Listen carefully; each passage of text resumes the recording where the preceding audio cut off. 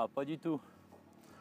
Je suis au bord du green, je suis vraiment pas très loin et je me retrouve dans une position incroyable. Oui, il y a une balle là en fait. Et je vous la montre. Voilà. Donc en fait, ma balle est enfoncée. Ça arrive souvent, on n'est pas très loin de la cible, on a un petit coup à faire, une petite approche, mais la position dans laquelle on est vraiment aussi mauvaise que celle-là, c'est-à-dire enfoncée dans du rough.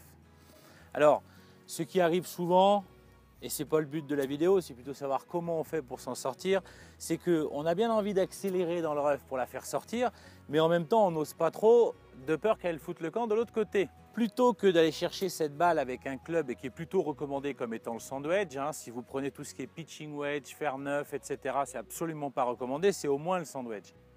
Alors soit on arrive pile sur la balle et ça se passe pas trop mal, ou alors on accroche dans l'herbe et bref.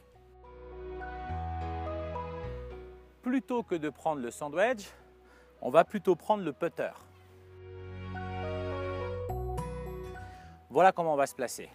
On se met comme ça, avec le putter très en avant, et la balle va se trouver très en arrière. Vous ne la voyez pas, mais elle est là.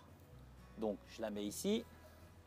À partir de là, on va faire un mouvement qui va monter et descendre. C'est-à-dire qu'on va descendre vers le sol, et pour le coup, on va accepter de planter un peu le club dans le sol, après avoir touché la balle.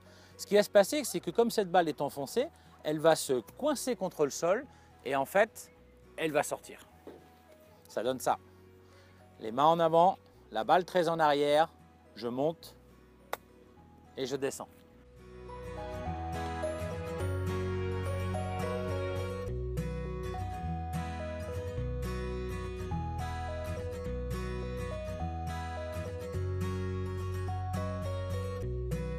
À vous de jouer.